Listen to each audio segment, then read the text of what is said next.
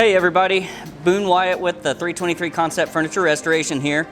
Today is going to be part 3 in our series of our dining chair, and today we're going to be looking at how to strip the paint or the stain, the varnish, off of the chair. So today I picked up 3 of the most popular products at Home Depot as far as stripping goes. They are all gel strippers, but we've got a Jasco brand here. And then we've got the MultiStrip Advanced, and we also got the CitriStrip. So I wanted to demonstrate 3 different products. That way you get a good idea of how they compare to each other. We're also going to test it on the seat itself, which it's a stained and clear coated surface. And we're going to demonstrate it on the painted surface of the chair so you see how it'll react to the varnish and also how it reacts to the latex paint that's on the chair. What you see here on the table, this is everything that you'll need to do the stripping process.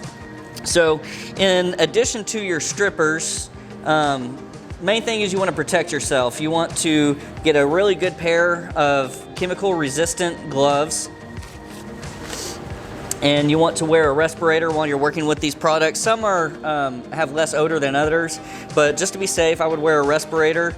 And you'll also want to wear a pair of goggles. I don't have them on my table, but you'll want to protect your eyes as you're doing this. Because if any of these chemicals get on your skin, it will burn, it'll hurt. So you want to make sure you're protecting your body as you do that. You know, wear long sleeves, long pants, wear the nice chemical resistant gloves, protect your face and your eyes. So once you have your PPE, your protective equipment, you want to have a metal container that you can put your stripper into, and you want a nice disposable brush that you can use to spread the stripper onto the product. Once you have that, you'll also want a good scraper. I've got 2 different scrapers here that you could use.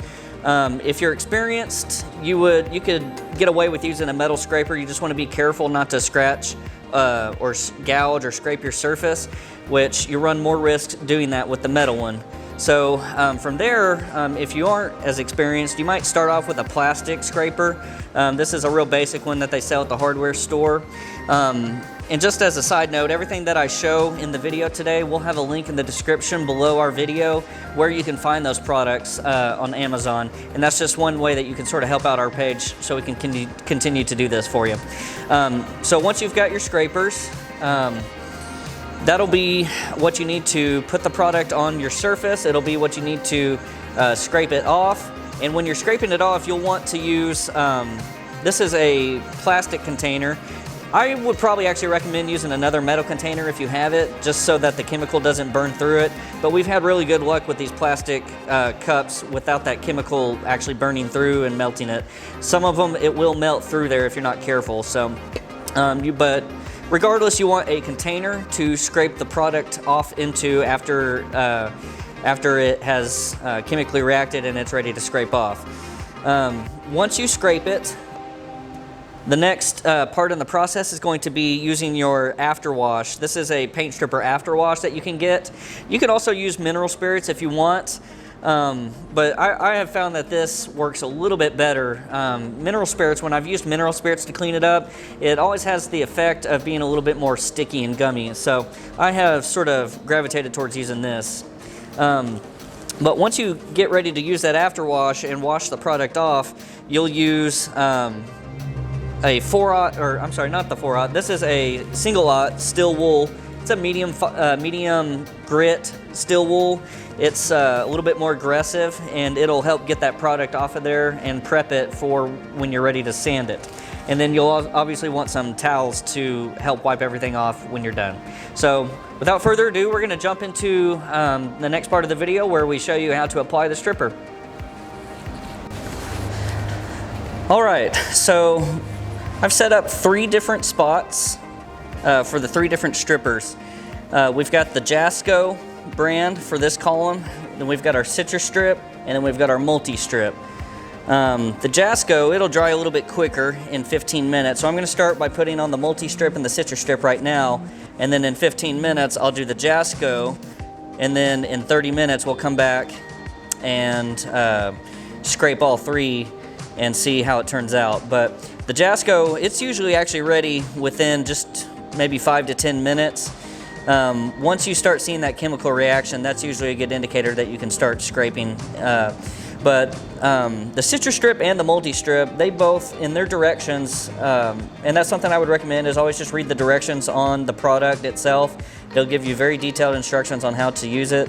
But they recommend that you can leave the CitriStrip up to 24 hours, and the MultiStrip actually recommended that you could leave it for several days. But they have different techniques of covering the product after it's been coated and leaving it, and then it can be a little bit more effective that way. So we're gonna start over here with the MultiStrip. And I did stir the MultiStrip. It recommended stirring it, not shaking it, before I put it in this container. And usually you want to apply pretty liberally. It said on the directions for the MultiStrip, it said thicker than what you would like a paint. So you would want to coat it on there pretty good.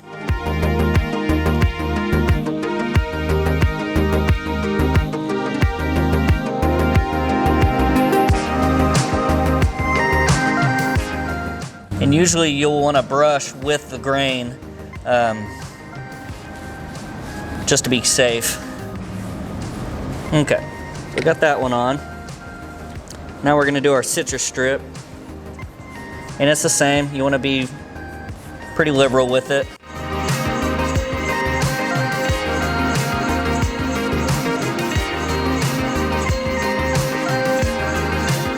And like I said, I would typically be wearing a respirator if I were doing this, but just for the video's sake, I'm avoiding that, just so you can hear me.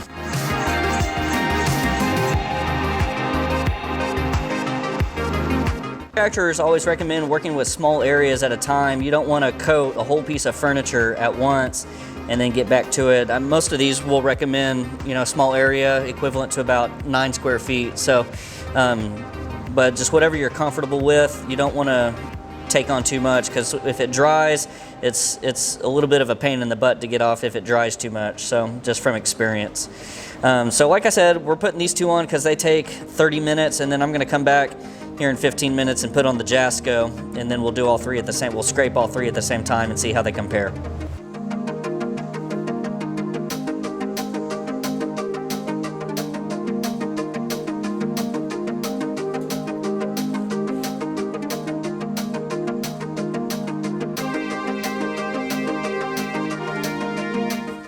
All right, so it has been 30 minutes since we put on the original two options, the MultiStrip and the CitriStrip, and then the Jasco brand has been on here for 15 minutes. So, and like I said, you can leave these longer. It really just depends on what your finish is doing. Every finish is different. There's a lot of different finishes out there. Could be a lacquered product. A lot of the new products are lacquered.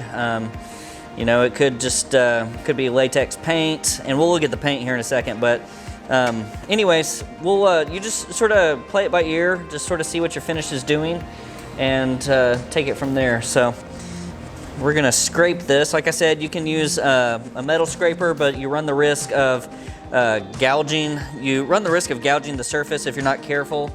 So like I said, you can use a plastic scraper if that makes you feel more comfortable.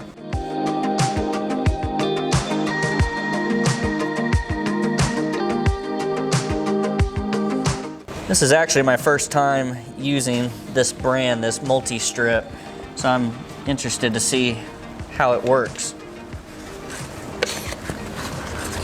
It looks like it did a pretty good job at removing that finish, and that's only with 30 minutes of sitting there. All right, now we're gonna do the CitriStrip. And this is actually my first time using the CitriStrip as well. For the most part, I usually use the Jasco brand. But I've heard really good things about the CitriStrip on a lot of forums online. A lot of people have recommended it. So I've been wanting to sort of try it out and compare all three options.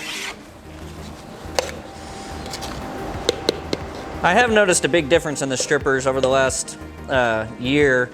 If I'm not mistaken, they have taken out the methylene chloride, which used to be the major active active ingredient in these strippers to help remove the product. So I'm not sure what they replaced it with, but it doesn't seem quite as effective as it used to be, at least the one that I use. But I've noticed on all the strippers at the store now, they all say methylene chloride free.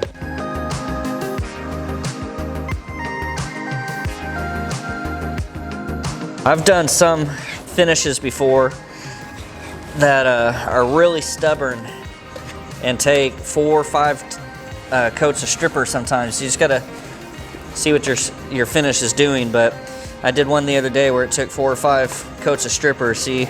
So you still got a little residue left, not too bad.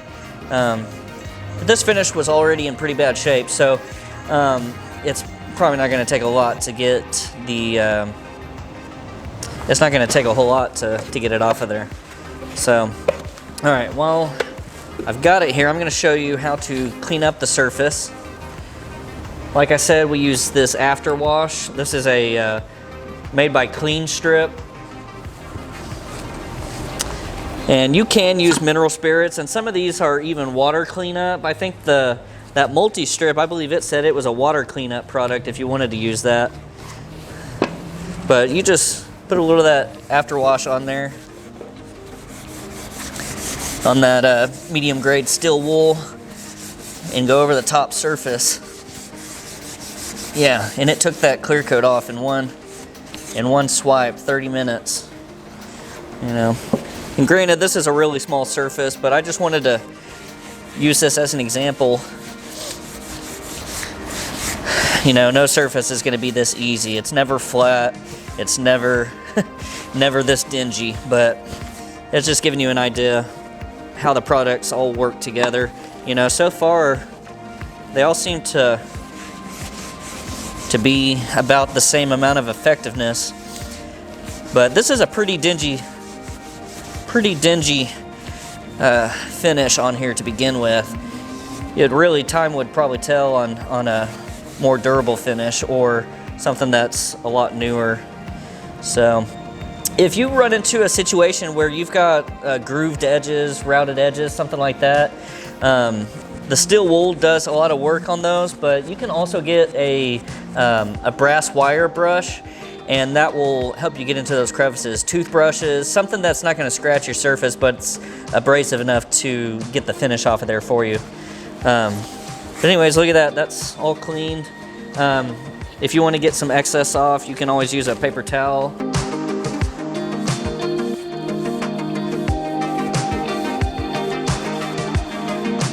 And that after wash, I'm not sure what all goes into it, but I'm pretty sure they use a denatured alcohol in there because it dries extremely quick. But usually if you're wanting to restain, I would let that dry overnight. Actually, I would sand it a little bit first, and I'll show you what it looks like after sanding it here in just a moment. But while that's drying out just a little bit, we're gonna do the painted surfaces and see how those look. But if you start sanding before your stripper is completely dry or off of there, you're gonna really gum up that sandpaper, and it's gonna be difficult to proceed. So let me get this out of the way. Let's start with the Jasco here.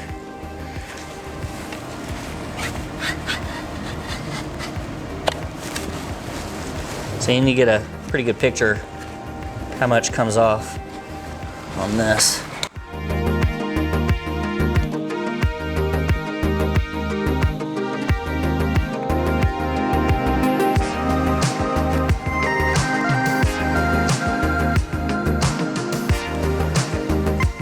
And while I have it here, I'm gonna go ahead and use the mineral spirit, or the after wash. You think this chair needs to be re-glued? This is pretty bad. That's actually probably gonna be our 4th part in the series next week of how to deal with this chair. I think we're gonna look at that next week, how to re-glue one of these.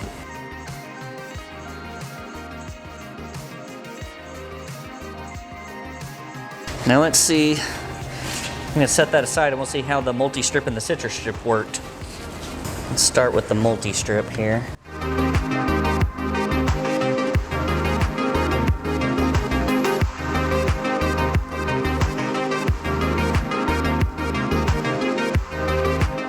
And I might do another video, a separate experiment on leaving this multi-strip on for longer, because it seemed, on the directions, it seemed to indicate that the longer, the better for this one, which is sort of opposite. Some of the ones I've used before, they actually sort of recommend scraping it before it gets too dry. But the CitriStrip and the multi-strip, we'll probably do a separate test on those if y'all are interested, and show you how it works over maybe a day, a time period of a whole day, and see how that works. But just let me know in the comments if you want to see that, and we can do that in the future.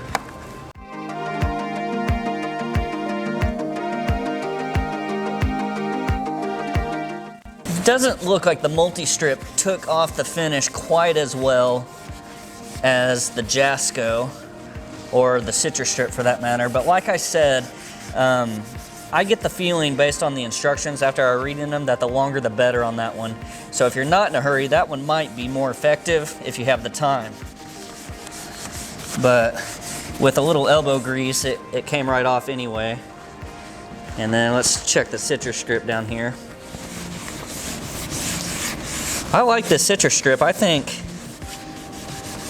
on both tests, I think it might be my new favorite out of those 3 options.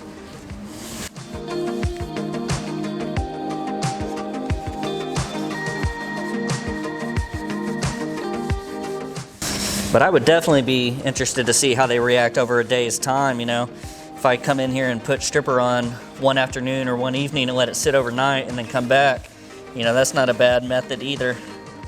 Let's go ahead and get all this excess. But yeah, I think all 3 of those did a pretty excellent job at taking off the paint and the varnish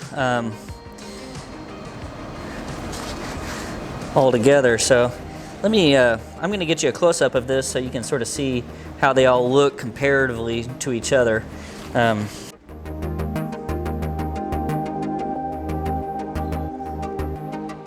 So it's hard to tell a little bit on the video here, but after looking at these 3 options, it looks like Jasco was probably the least effective at getting the paint off.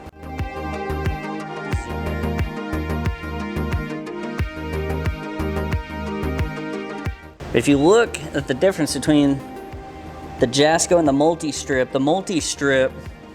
definitely looks like it cleaned up the finish a little bit more. If y'all agree, you might let me know, or if you disagree, let me know in the comments. Let's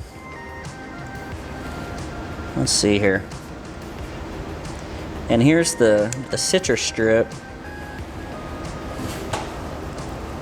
And the CitriStrip looks about on par with, the Jasco as far as how much of the paint it got off of there. But I think I liked the CitriStrip out of those 3 options the best. And let's look at the stain surface here.